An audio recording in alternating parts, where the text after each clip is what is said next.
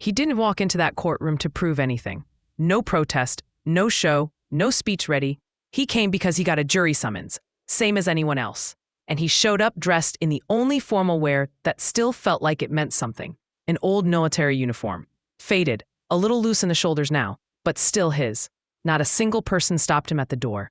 The security guard gave him a respectful nod. The bailiff didn't say a word. But the moment he stepped in front of the judge's bench, something shifted. There was this ripple of low chuckles from the gallery, a sound that started soft and spread fast, like a joke no one wanted to explain. Then the judge leaned back, smirking. "Sir," he said, loud enough for everyone to hear, "you're not auditioning for a parade." The man didn't react, didn't frown, didn't move a muscle, just stood there, still and quiet, until the clerk stepped over and handed the judge a slip of paper. Just one word on it. One name, and suddenly the room flipped. The judge didn't smile anymore. He stood, back straight, shoulders squared, and gave a full, sharp salute. No one laughed after that. He didn't own a closet full of suits, never needed one. After getting out, he bought a single coat, something nice enough for funerals. Wore it twice, once for a neighbor, once for his commanding officer. Everything else, simple, clean, quiet. But that morning, when the jury summons arrived, he opened a cedar box at the back of the closet, pulled out the only formal wear that ever felt like it was his, ran his hand across the fabric, almost like he was checking if it still remembered what it once carried. The creases weren't crisp anymore. The metals, a little dulled with time, but it still fit, and more than that, it still meant something, even if most people didn't understand it anymore. He took the early bus downtown, sat near the back, kept his eyes forward, didn't speak. People glanced his way, probably thinking he was on his way to some event. Maybe a parade, maybe some reenactment. He didn't correct them, let them think what they wanted, because some things aren't about appearance, they're about memory. When he reached the courthouse, the security guard looked up, blinked once, and opened the door without a word. Maybe he recognized the badge, maybe not. Either way, the nod he gave had weight, enough to matter. Inside the jury waiting room, people scrolled on phones, whispered about errands, work, lunch. He didn't sit. He stood in the corner, hat in hand, eyes forward, not watching anyone, but missing nothing. And people noticed him, the way you notice something you can't quite explain. Curious, cautious, a little unsure what to make of him. When the bailiff called his group, he followed, calm steps, no hesitation. The hallway was lined with faded portraits of judges and flags no one really looked at anymore. But when he stepped into that courtroom, he stood taller, not out of pride, out of habit, because some rooms still deserve posture, even when the people inside them forget why. And when they called his name and he stepped forward, that's when it began. First the snickers, then the judge's joke. Didn't know the Veterans Day parade came early this year. More laughter followed, not cruel, just careless, like they didn't know what they were looking at, like the uniform was just a costume, not a story. But he didn't flinch, didn't defend himself, didn't say a word, because he knew something they didn't, and they were about to learn. That courtroom wasn't packed, but it didn't take a full gallery to fill a space with disrespect. All it takes is one laugh, one smirk, one moment when people forget the weight of what they're seeing. It started with a quiet chuckle, someone young probably, thinking the old man in uniform looked like a leftover from a textbook, not real, not recent, just some relic of something they'd never had to live through. Then another laugh followed, sharper. This one came from the bench. The judge, sitting high in his robe, gavel in one hand, half-drained coffee in the other, leaned back with a smile he didn't bother hiding. He tapped the gavel lightly, not to regain order, but to land a punchline. "Well," he said, eyes still locked on the man in uniform, "didn't know the Veterans Day parade came early this year." Snickers spread again. Not everyone laughed out loud, but enough did. The kind of laugh you hear in school hallways, in waiting rooms, when people are sure you're too proud, too quiet, too different to push back. But the man didn't move, didn't blink, just stood, hands at his sides, shoulders squared. That expression you can't read because it's been worn too many times. Like he'd heard that tone before, not from judges, but from officers in briefing rooms, making snap calls from desks, far away from the fallout. And the judge? He didn't expect a response. He flipped through the paperwork on his desk like the man was already forgotten, until the bailiff leaned in, whispered something low. The judge paused. His smirk faltered. The bailiff handed him a sheet of paper. Not a legal form, not a jury list, just one sheet, one name printed at the top. And suddenly, everything changed. The judge stared at the page longer than necessary. He read it once, then again, and without a word, he set down his coffee. Slowly, silently. Then he stood, straightened his robe, and gave a full, sharp salute. Textbook perfect, the kind you don't fake, the kind that comes from knowing what that name meant. The room went still. Even the gallery, who'd left a moment ago, now sat frozen, because the man in uniform still hadn't said a word, and now he didn't need to. That name, it wasn't carved in stone, not in textbooks, not on city memorials, but for the judge and for a few men who'd once stood shoulder to shoulder in a place the world barely remembers. That name still echoed like thunder. Master Sergeant Elijah V. Kane, a name that didn't just carry weight, it carried history. Kane wasn't a legend because of headlines. He was one because of stories passed between soldiers, the ones that don't get written, just remembered. He was the guy who dragged 2 team members out of an ambush zone on shattered legs, the guy who went back in after the medevac had already lifted, just to grab the third, the guy who never did interviews, never picked up his medals in person, just slipped out of public view, like smoke from a broken window. Some said he was gone. Some said he lived up north, off. People said a lot of things because Kane never said anything, and now he was standing in a courtroom, getting laughed at by people too young to know what he gave up, and too loud to recognize what silence really sounds like. The judge didn't speak right away, not because he didn't have words, because none of them felt big enough anymore. Finally, he stepped down from the bench, walked slowly toward the man in uniform, and didn't approach him as a judge. He approached him as a soldier, one who remembered. He didn't offer a handshake. He didn't apologize. He just looked him in the eyes and said, "Master Sergeant Kane, welcome back." And in that moment, every other title in the room, judge, lawyer, citizen, meant less than one simple truth. Some names don't need introductions. They just need to be remembered. Everyone expected Kane to say something, a nod, a thank you, maybe a dry joke to lighten the moment, but he didn't. He stood the same way he had from. Same posture, same silence, because the moment didn't belong to him. It never had. The judge took a step back, and for once, he looked unsure. He'd met veterans before, honored a few in ceremonies, shaken hands at ribbon cuttings, but he'd never been this close to someone whose name had passed through briefing rooms like a ghost. And he'd never, not once, seen one of them disrespected by his own gavel. A young clerk stood off to the side. He cleared his throat. Almost too loud in the stillness. Opened his mouth like he wanted to speak, then closed it again. There were questions lined up behind his teeth. Was it true Kane saved an entire unit? Did he lose someone close? Why come in uniform? Why disappear for so long? But none of it came out. Because there's a certain weight that presence carries, and language just doesn't hold it. When a man like Kane walks into a room, he doesn't speak for himself. He carries names, memories, moments no headline could capture. Things that don't belong in court transcripts. Only in silence. In the back, a public defender, younger, sharp-eyed, but visibly shaken, whispered something into the quiet, her eyes rimmed red, a bronze star from her own family back home. He didn't come to be recognized, she said, to no one in particular. And that was the truth. Kane hadn't shown up to make a statement. He was there because the system called, and he believed in showing up. Even if that same system had long forgotten how to show up for him. No one quite knew what to do next. Sit, speak, wait for someone else to break the spell? Kane made the decision for them. He gave the judge a small nod, then turned and walked back to his row in the juror box. Quiet, measured steps. No drama, no apology, just discipline. The kind that doesn't need explaining. And somewhere, in that silence, the ones who had laughed earlier started to feel the weight of what they'd missed. He didn't look like someone who belonged in that room. Not him, the boy sitting near the back. Hoodie too loose, jeans torn at the knee, earbuds still hanging around his neck like they were waiting for him to stop pretending to care. He hadn't come for justice. He came for a civic studies assignment, extra credit, something to cancel out a failing grade.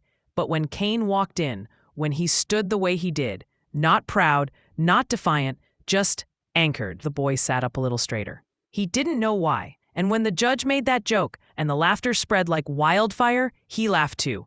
Reflex, not malice. But then the judge saluted, the room froze, and Kane never even blinked. That's when the boy felt something shift in his chest. Not guilt exactly, more like That silence you hear in yourself when you realize you just watched something important and nearly missed it because you were too busy playing the wrong part in the room. After Kane sat back down, the boy didn't look away. He watched his hands, steady in his lap, like they'd carried more than anyone could imagine, and learned how to let go without shaking. And something inside that kid, something restless, something loud, went quiet. When the court recessed for lunch, most people filed out in a hurry, phones up, conversations buzzing, but the boy stayed put, sat there, heart pounding, though he couldn't say why.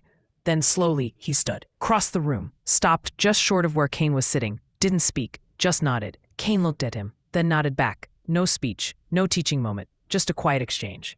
And that's when the boy understood. Respect doesn't always sound like sir. Sometimes, it sounds like silence earned. He hadn't planned to speak. Judges don't usually explain themselves. Their robes are walls, not windows. But after lunch, when the gallery thinned out and the jurors returned with eyes that seemed softer than before, the judge stayed standing, not behind the bench, beside it, hands folded, voice lower now, not commanding, remembering. Most of you don't know this, he began. His words weren't for protocol anymore. They were personal, but before law school, before the robe, before I ever set foot in a courtroom. He paused, looked around, not at the faces, at the space itself. I stood in a room that smelled like oil, metal, and blood. No one moved. Kane didn't look up, but something shifted in the air. The judge took a breath, slow, a little shaky.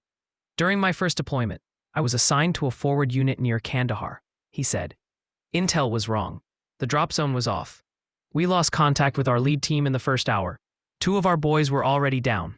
He hesitated, not for effect, but because some memories fight their way back slow. We didn't know what was waiting over the ridge. We were pinned, uncoordinated, outnumbered. Another breath, and then this shadow moved through the dust. His voice got even quieter. No insignia, no words. Just 2 hands, one carrying a rifle, the other dragging one of our guys. He looked across the room. Not at Kane, not yet. He carried 2 of ours out, came in like smoke, gone before the dust even settled. The judge's voice broke just slightly. He never gave a name. We thought maybe he was a myth, something our minds made up to feel less lost. Then his eyes locked on Kane, and everything went still. Kane didn't speak, didn't nod, just blinked. Once, and it was enough. The judge turned back to the gallery.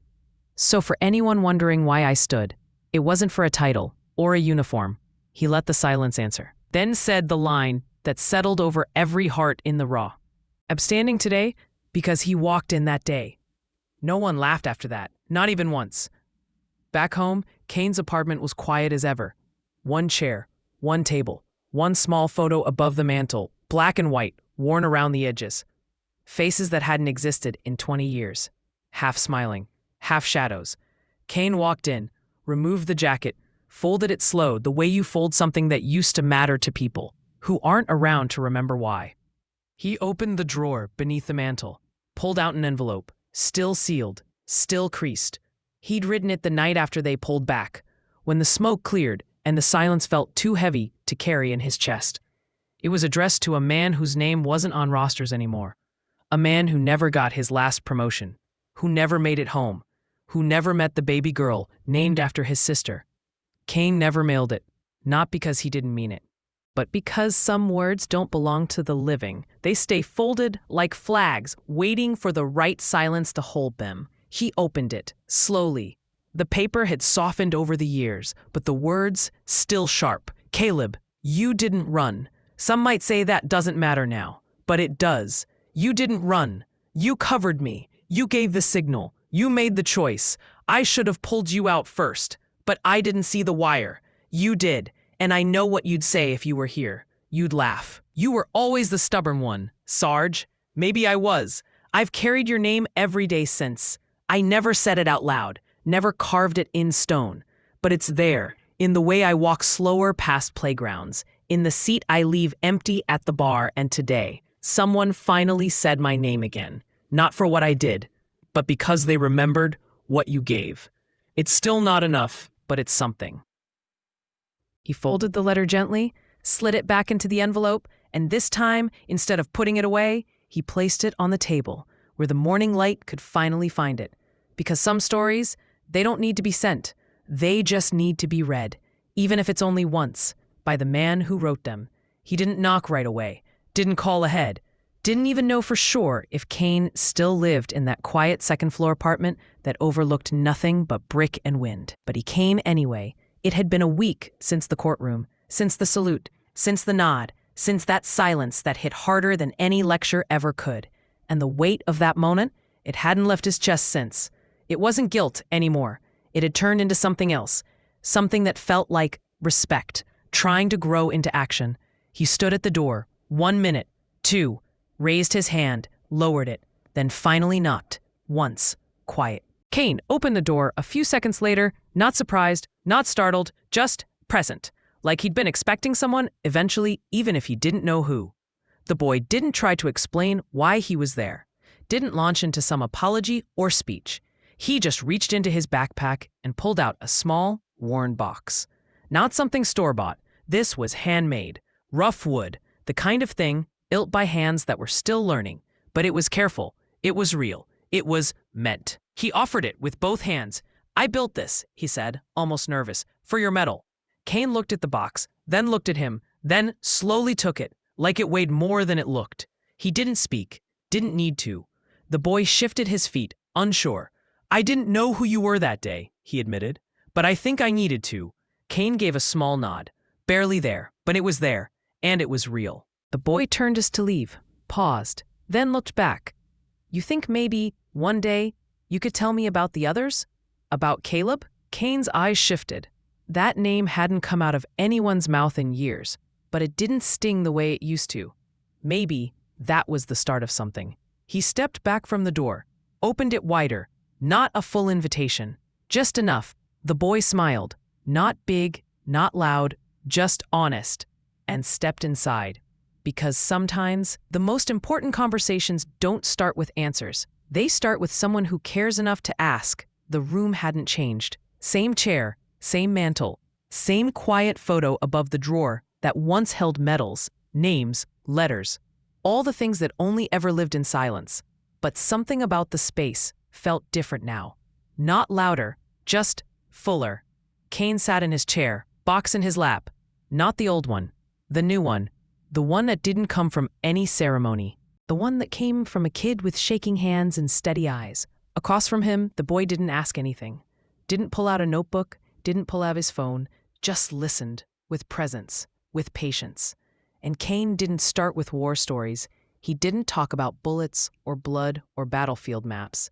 He started with music, the kind Caleb used to hum under that busted lantern while they waited for the call no one wanted. He talked about how Caleb wrote his sister's name in every field report, just in case he didn't get to write a real goodbye.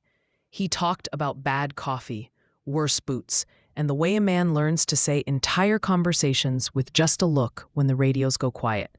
The boy never interrupted, not once. Time passed, the sun shifted, and finally, for the first time, the medal came out of the drawer. Kane didn't put it on. He didn't need to. He opened the new box, placed the medal inside, closed the lid, then handed it to the boy. "Not for you," he said quietly. "For when someone asks why I didn't speak sooner." The boy held the box with both hands, like it was alive. "I'll tell them you promised."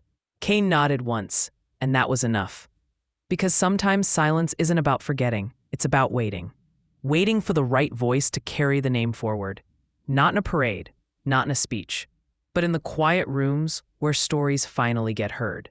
You stayed this long, so I know something in you understands what this was really about.